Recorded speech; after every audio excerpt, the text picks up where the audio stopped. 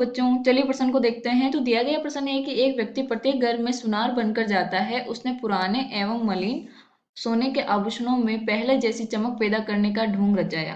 कोई संदेह किए बिना एक महिला अपने सोने के कंगन उसे देती है, जिसे वह एक विशेष विलयन में डाल देता है।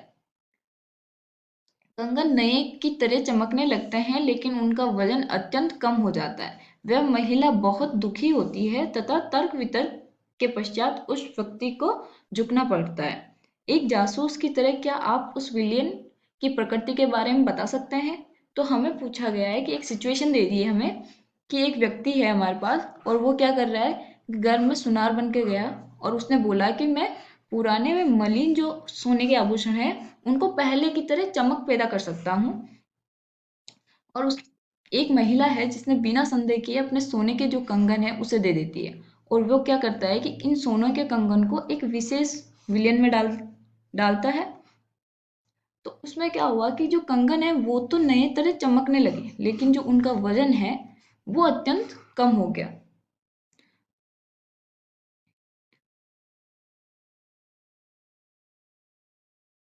वह महिला बहुत दुखी होती है। तो अब हमें तर्क वितर्क करके बताना है कि ऐसा कौन सा विलियन था उस सुनार के पास, उस व्यक्ति के पास, जिसकी वजह से हमारे जो सोने के कंगन है वो उसका वजन वो अत्यंत कम हो गया। तो हम उसकी प्रकृति के बारे में बताना है। तो सबसे पहले हम क्या लिखेंगे, मुख्य अवधारणा। मुख्य अवधारणा तो वो क्या हो जाएगी, धातुओं के गुणधर्म। तो अब हमें पता होना चाहिए कि धातुओं के क्या क्या गुणधर्म होते हैं, यानी कि उनकी जो क्रियाशीलता है, उनका क्रम क्या है, और वो कौन से विलयन में घुल सकती है, किसके साथ वो अभिक्रिया करती है, किसके साथ वो अक्रियाशील रहती है। तो चलिए हम देखते हैं। तो हमें बोला गया है कि जो सुनार है, उसने बोला कि वो जो सोने के आभूषण है, यानी कि जो हमारा सोना है, वो हमें पता है कि जो सक्रियता श्रेणी है वो सब उसमें सबसे नीचे आता है। तो मतलब ये क्या है, अक्रियशील है। अक्रियाशील है, अक्रियाशील। तो अक्रियाशील है इसका मतलब ये सिंपल किसी भी अम्ल या क्षार या किसी भी विलयन से अभिक्रिया नहीं करेगा। तो हम यहाँ पे लिख सकते हैं सामान्य अम्ल के साथ अभिक्रिया नहीं करता है। अब इसने बोला है कि वो चमकने तो लगे, लेकिन उनका वजन कम हो। अब वजन कम कब होगा, जब हमारा सोना उस विलयन के साथ अभिक्रिया करेगा, तभी तो वजन कम होगा। तो अब हमें पता है कि एक्वा रेजिया जो होता है वो सोने को गला सकता है। अब एक्वा रेजिया क्या होता है, चलिए देखते हैं।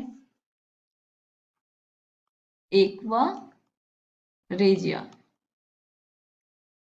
एक्वा रेजिया क्या होता है कि ये एक दो अम्ल का विलयन है।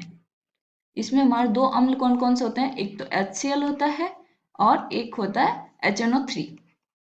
और दोनों क्या होते हैं हमारे, सांद्र, सांद्र HCl और सांद्र HNO3। अब इनके बीच में अनुपात है, यानी कि किस अनुपात में इसको विलयन में मिलाया जाता है, इसके 3:1 में इसका अनुपात मिला के विलयन को तैयार किया जाता है।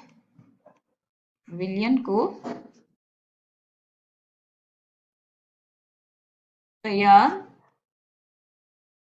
किया जाता है। ठीक है, तो अब ये जो विलयन है एक्वा रेजिया वो सोने को गला सकता है, जबकि दोनों में से किसी अम्ल को अकेले में ये क्षमता नहीं है कि वो हमारे गोल्ड को यानी कि सोने को गला सके। यानी कि अगर सांद्र HCl को सिर्फ मिला दें तो वो सोने के साथ अपक्रिया नहीं करेगा, उसको नहीं गला सकता, और ना ही HNO3। लेकिन जब ये दोनों एक साथ आते हैं, वो भी 3:1 में, तो वो आसानी से हमारे सोने को गला सकते हैं। तो हम ये बोल सकते हैं कि एक्वा रेजिया ये सोने को गला सकता है। इसीलिए जो हमारे सुनार ने जो विलयन उपयोग किया है उसकी प्रकृति क्या होगी, वो एक्वारेजिया होगी और अम्लीय प्रकृति का होगा। तो जो सुनार के द्वारा उपयोग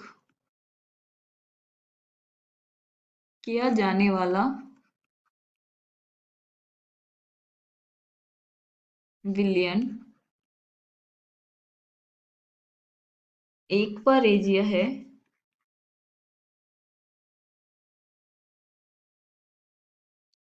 और इसकी प्रकृति